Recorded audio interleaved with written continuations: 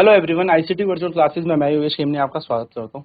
तो आज जो बेसिकली हम न्यूटन लॉ ऑफ मोशन में पढ़ने वाले हैं वो बात करने वाले हैं अब हम टेंशन की, तनाव की, कि तनाव क्या होता है, टेंशन क्या होती है। ठीक है, तो टेंशन पर हम चर्चा करेंगे, टेंशन के प्रश्न करेंगे। बेसिकली इसको हम क्या रखते हैं, कनेक्टेड मोशन का ये पार्ट है। ठीक है, तो हम एडिंग भी लिखेंगे यहाँ पर, कनेक्टेड मोशन,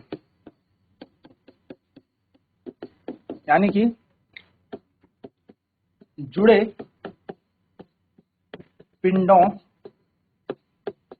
की गति, कि दो पिंड जब जुड़े होंगे तो आपस में कैसे गति करते हैं। चलिए इस पे बात कर देते हैं। तो देखिए यहाँ पर बात करें अगर सबसे पहले टेंशन की, तो टेंशन क्या होता है, यानी कि तनाव क्या होता है। तनाव, तो तनाव एक प्रकार का फोर्स है। क्या है? बल है, force. It is a kind of force. और कैसा फोर्स है? तो तनाव हमेशा तब लगेगा जब आप किसी वस्तु को खींचेंगे, यानी कि आप जब किसी बॉडी को कांटेक्ट में होंगे तो हम कह सकते हैं it is a kind of contact force, यानी कि एक संपर्क बल का प्रकार है। संपर्क बल, संपर्क क्या होगा? जब दो वस्तु आपस में संपर्क में होगी, कांटेक्ट होगी, तो यह एक संपर्क बल का उदाहरण है। यह एक संपर्क बल का उदाहरण है। अब देखिए जरा ध्यान से मेरी बात समझिएगा। संपर्क बल क्या हो गए? संपर्क बल वो बल हो गए, कांटेक्ट फोर्स वो फोर्स हो गए जो बेसिकली जब दो वस्तुएं कांटेक्ट में हो, आपस में संपर्क में हो, तो तब लगती हैं, तब यहां पर रोल प्ले करती है। अब टेंशन होता क्या है? टेंशन बेसिकली एक फोर्स होता है, a force which is applied on a string, rope, chain, etc. रबड़ भी हो सकता है, रबड़ को भी आप खींचेंगे तो उस पर क्या लगेगा? तनाव लगेगा। यानी कि वह बल जो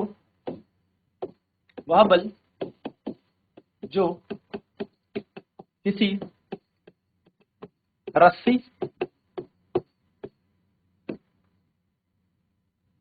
धागा, चेन में लगे। अब इसकी डायरेक्शन इंपॉर्टेंट है। अब ये बल है तो इसकी यूनिट क्या होगी? तो यूनिट ऑफ टेंशन न्यूटन होगा, यानी कि तनाव की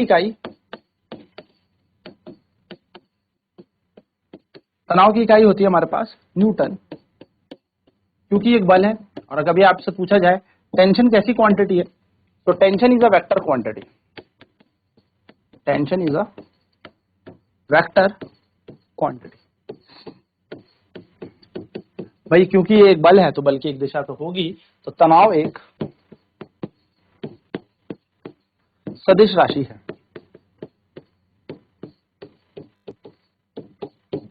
तनाव एक सदिश राशि है, एक वेक्टर क्वांटिटी। अब डायरेक्शन कैसे चेक की जाए? How to check direction? How to check direction of tension? तनाव की दिशा कैसे देखी जाए? तनाव की दिशा कैसे देखी जाए? तो देखो, तनाव की दिशा देखने, यदि कोई द्रव्यमान m द्रव्यमान किसी रस्सी से लटका है, तो आपको क्या करना है? इस द्रव्यमान को देखना है और इस द्रव्यमान से आपको रस्सी की ओर देखना है। द्रव्यमान से रस्सी की ओर, तो आप यहाँ पे बैठे और रस्सी की ओर देखें तो जिधर आपकी रस्सी जा रही है उधर तनाव लग रहा है। मान लो यहाँ पर एक द्रव्यमान m है और रस्सी ऐसे इसको खींच रही है। आप इसके ऊपर बैठे और आप इस रस्सी की ओर देखें, जिधर यहाँ पर दिखाई देगा, यानी कि रस्सी जिस दिशा में दिखाई देगी वही तनाव की दिशा है, वही टेंशन की डायरेक्शन है। यदि यहाँ पर आपसे बात की जाए कि एक ब्लॉक ये रहा, एक ये रहा, मास m1 m2 नाम दे दीजिए, कोई फर्क नहीं पड़ता।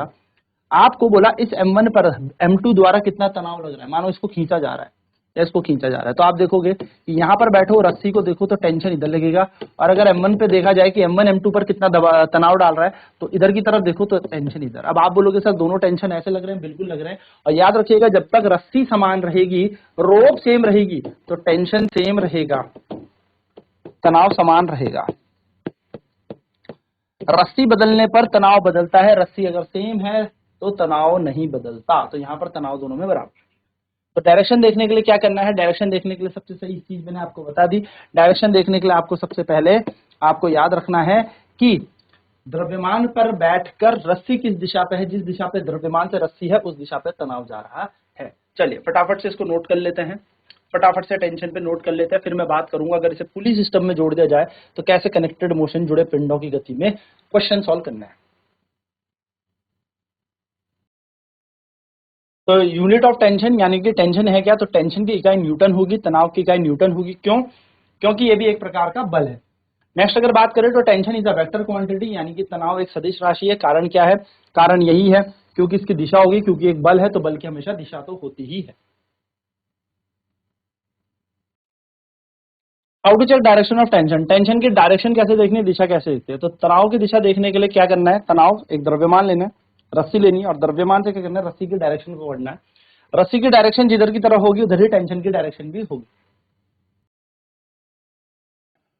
चलिए तो बात करते हैं सबसे पहले कनेक्टेड मोशन में एक उदाहरण की। जैसे आपको यहाँ पर दिखा है एक पुली है जिसपे एक द्रव्यमान यहाँ पर M1 है और एक द्रव्यमान यहाँ पर M2 है। आप यहाँ पर ये देख रहे होंगे कि M2 द्रव्यमान भारी है, M2 is greater than M1। तो ये बॉडी जो पूरी की पूरी है कहाँ की तरफ एक्सेलरेट होगी, डाउनवर्ड, और ये पूरी बॉडी कहाँ की तरफ एक्सेलरेट होगी, अपवर्ड। सीधी सी बात है, ये इसको नीचे खींचेगा, ये ऊपर चला। हमसे ऐसे क्वेश्चनों में पूछा जाएगा कि इस त्वरण का मान क्या होगा, यानी कि सबसे पहले पूछेगा फाइंड द एक्सेलरेशन। अब सीधी सीधी बात है, जितनी तेजी से ये नीचे आएगा उतनी ही तेजी से ये ऊपर भी जाएगा, यानी कि त्वरण ज्ञात कीजिए। तो पहला प्रश्न बनेगा यहाँ पर त्वरण ज्ञात कीजिए, और दूसरा प्रश्न बनेगा फाइंड द टेंशन।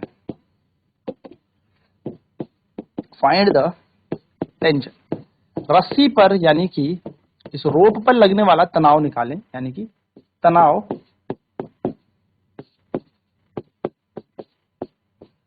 ज्ञात करें। चलिए अब सबसे पहले हमें जब ये पिंड आएंगे, मान लेते हैं कि फ्रिक्शनलेस पुली है, यानी कि जो पुली है इस पे कोई घर्षण नहीं लग रहा। तो सबसे पहले जब ये प्रश्न आपके सामने आएंगे तो आपको क्या करना है, FBD यानी कि सारे बॉडी का फ्री डायग्राम बनाना है, सबको अलग अलग बनाना है। ठीक है, सबको क्या कर देना है, अलग अलग आपको ये डायग्राम बनाने हैं। तो सबसे पहले आप पहला डायग्राम देखें, जो द्रव्यमान M1 है इस पे कितने बल लग रहे हैं। तो आप देखेंगे पहला बल M1G यानी कि इसका वजन भार नीचे की तरफ लग रहा है, और इस पर जो तनाव लगेगा वो ऊपर लगेगा। बोलो हाँ या ना। क्यों? क्योंकि यहाँ पर जब इसका वजन नीचे लग रहा है तो तनाव, देखो द्रव्यमान के ऊपर बैठेंगे तो तनाव रस्सी में ऊपर लगेगा, रस्सी एक ही है तो तनाव इसमें ऊपर लग रहा है, और इसका नेट एक्सेलरेशन कहाँ की तरफ हो रहा है, ऊपर की तरफ। ठीक है, उसी तरीके से अगर आप दूसरे पिंड को तोड़ेंगे तो दूसरे पिंड में आप देखेंगे कि M2G यानी कि M2 द्रव्यमान का जो भार है वो नीचे की तरफ लग रहा है, M2G, तनाव इसमें भी ऊपर लगेगा। क्या सर तनाव का मान समान होगा? बिल्कुल, टेंशन सेम होगा। क्यों? क्यों टेंशन सेम होगा, रस्सी सेम है, टेंशन भी सेम होगा। और स्टिल ये बॉडी कहाँ की तरफ एक्सेलरेट हो रही है, नीचे की तरफ एक्सेलरेट कर रही है, त्वरण नीचे की तरफ है। तो दो स्ट्रक्चर हमारे आगे दोनों के दोनों हमने बना दिए। अब हमें एक चीज पता है कि यहाँ पर ये वस्तु ऊपर जा रही है, यानी कि यहाँ पर अगर 2 न्यूटन का फोर्स ऊपर लग रहा है और 1 न्यूटन का नीचे, तो 1 न्यूटन से ये वस्तु ऊपर जा रही है, तो ये बल ज्यादा होगा तभी ये वस्तु ऊपर जा रही है। तो फ्रॉम, मैं इसको केस फर्स्ट मान लेता हूं पहला डायग्राम, और इसको केस 2 मान लेता हूं दूसरा डायग्राम। तो इस केस में अगर हम यहाँ पर इसकी इक्वेशन बनाएं, यानी कि पहली इक्वेशन हम यहाँ पर बनाएं पहले डायग्राम से और दूसरे डायग्राम से, तो यहाँ पर समीकरण देखें, टेंशन ऊपर माइनस जिसमें से इसका वजन हमने घटाया, तो बचे हुए बल से ये क्या कर रहा है, त्वरित हो रहा है, यानी कि M1A, जिसको हमने पहला समीकरण बना लिया। वहीं पर यहाँ देखा जाए तो टेंशन तो ऊपर है लेकिन इसका वजन ज्यादा है, तो M2G इसका भार ज्यादा है, जिसमें से टेंशन को घटाया जाएगा तो नेट कुल वजन से ये नीचे जाएगा, according to second equation of Newton second law, Newton के दूसरे नियम अनुसार इस तरीके से त्वरित होगी। हम पहले और दूसरे समीकरण को आपस में ऐड कर देते हैं, जोड़ देते हैं। तो हम कहेंगे एडिंग, हम कह सकते हैं ऑन एडिंग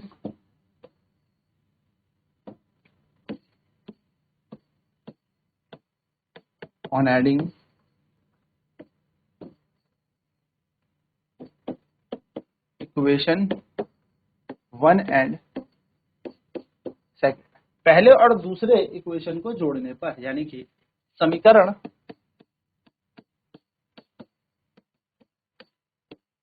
पहले और दूसरे को जोड़ने पर, इन दोनों को ऐड करने पर, जोड़ने पर, जब हमने इन दोनों इक्वेशन को जोड़ा तो पहले के जोड़ते तो क्या मिलेगा, t माइनस M1G बराबर M1A, t माइनस M1G, तो लेफ्ट वाला लिख दिया हमने।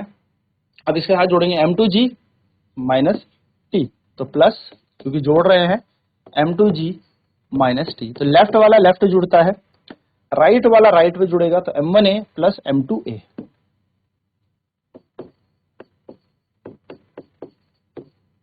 ये हमारे यहां पर समीकरण बन गया। अब क्या किया जाए, तो t प्लस का है, t माइनस का कट जाएगा, तो यहां आएगा M2G माइनस M1G बराबर M1A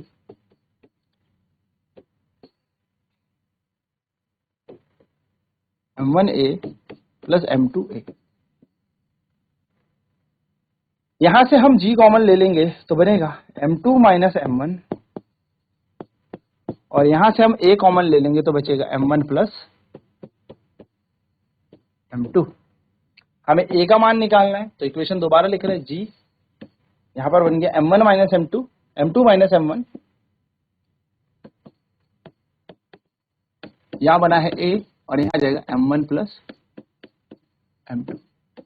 A का मान निकालना है, तो ये था M2 minus M1 upon M1 plus M2, और यहां बच गया G, ये बन गया त्वरण, ये बन गया हमारे पास एक्सेलरेशन। तो ऐसे करके आपको क्या करना है, त्वरण यहां पर ज्ञात करना है कि इस तरीके से आप त्वरण निकाल लेंगे। तो M2 minus M1 upon M1 plus M2 into G, ये एक्सेलरेशन की इक्वेशन है। नेक्स्ट आपसे पूछा है टेंशन निकालें, क्या निकालना है, टेंशन।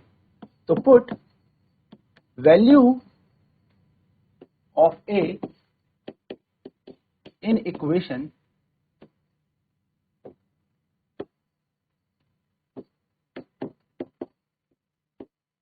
1। पहले समीकरण पे हम क्या रखेंगे, A की वैल्यू रखते हैं। तो पहली वैल्यू क्या, देखो A की वैल्यू रखेंगे, तो ये बनेगा t माइनस M1G बराबर M1A। तो इस इक्वेशन को हम ऐसे लिखते हैं, t माइनस M1G बराबर M1A, जहां पर t की जगह t, M1G की जगह M1G बराबर M1 ऐसे ही, और A की जगह रखेंगे हम equation M2 minus M1 upon M2 plus M1 into G। तो इस समीकरण को यहां रख दें, तो M2 minus M1 upon M1 plus M2 into G। अभी G वाली समीकरण को उधर भेज देते हैं, तो T ऐसे रहेगा, यहां क्या आ गया, M1 ब्रैकेट में है M2 माइनस M1, नीचे है M1 प्लस M2, फिर आएगा G, और ये पूरा का पूरा M1G उधर प्लस होकर चला जाएगा, प्लस M1G। तो T बराबर ऐसी है ना, M1G हम यहां पर कॉमन ले लेंगे, M1G हमने कॉमन ले लिया, तो M1G यहां से हट गया, M1 हट गया, तो यहां बचा M2 माइनस M1 अपॉन में M1 प्लस M2, और यहां पर आ जाएगा प्लस का 1 है, कॉमन लेने के बाद T बराबर ऐसे रहेगा, M1G ऐसे ही रहेगा। एलसीएम ले लेते हैं, एलसीएम बन जाएगा M1 प्लस M2, यहां आ जाएगा m2 minus m1 plus m1 plus m2। तो m1 से m1 कैंसिल हो जाएगा, तो t बराबर क्या आएगा, t बराबर m1 g, t बराबर m1 g। यहां आएगा m2 m2 2m2 होल के अपॉन में आएगा m1 प्लस m2। तो टेंशन का वैल्यू क्या बनेगी, टेंशन का मान क्या बनेगा, 2 m1 m2 अपॉन में m1 प्लस m2, ये पूरा कंप्लीट इनटू जी। ये हमारा टेंशन का फॉर्मूला बन जाएगा। इस 2 को चाहे तो आप अंदर लिख लीजिए, 2m1 m2 upon m1 plus m2 into G. तो ये हमारा टेंशन बन गया, ये रिक्वायर्ड टेंशन है और ये हमारा रिक्वायर्ड एक्सेलरेशन है, यानी कि रिक्वायर्ड हमारा त्वरण आ गया और यही वैल्यूज हमें निकालनी है। चलिए फटाफट नोट डाउन करते हैं, फिर बढ़ते हैं आगे इस पे एक प्रश्न की ओर। तो आपने इन दोनों समीकरणों को ऐड कर दिया, दोनों को जोड़ दिया, adding first equation and second equation, T से टी कैंसिल हो गया, m2g माइनस m1g अरेंज किया थोड़ा सा, m1a प्लस m2a, a यहां से कॉमन ले लिया, g यहां से कॉमन ले लिया, तो g बराबर g ब्रैकेट में आएगा m2 माइनस m1 और यहाँ पर a कॉमन लेके आएगा m1 प्लस m2। तो यहाँ पर ये इक्वेशन बन गई, a का मान निकलेगा m2 minus m1 upon m1 plus m2 into G. तो a का मान बन गया m2 minus m1 upon m1 plus m2 into G, ये एक्सेलरेशन यानी कि त्वरण का मान आ गया। वहीं पर अगर हम बात करें टेंशन की, टेंशन कैसे निकालना है, तो एक्सेलरेशन की वैल्यू को उठा के पहले समीकरण में लगा दो, तो t माइनस m1g बराबर m1 a का जगह आ जाएगा m2 minus m1 upon m1 plus m2 into G. Solve करेंगे इसे तो m1g को उधर भेज देंगे, उधर भेजने के बाद आप देखेंगे कि इसको कॉमन लेने के बाद m1g कॉमन लेंगे एंड सॉल्व होने के बाद ये हमारा आंसर बनेगा tension is equal to 2m1 m2 upon m1 plus m2 into g. Simple सा ये मेथड है, सिंपल सा तरीका है टेंशन ज्ञात करने का। तो आपको करना क्या है, दोनों बॉडी को अलग अलग देख लेना है, अलग अलग देखने के बाद इन पे न्यूटन का सेकंड लॉ लगा लेना है, न्यूटन के दूसरे नियम के अनुसार इनका टेंशन और त्वरण ज्ञात कर लेना है। तो चलिए आज की क्लास में इतना ही, नेक्स्ट क्लास में हम इसमें प्रश्न करेंगे, क्वेश्चन करेंगे। तो मिलते हैं नेक्स्ट क्लास में। आईसीटी वर्चुअल क्लासेस में जुड़ने के लिए बहुत बहुत धन्यवाद। आपका दिन शुभ।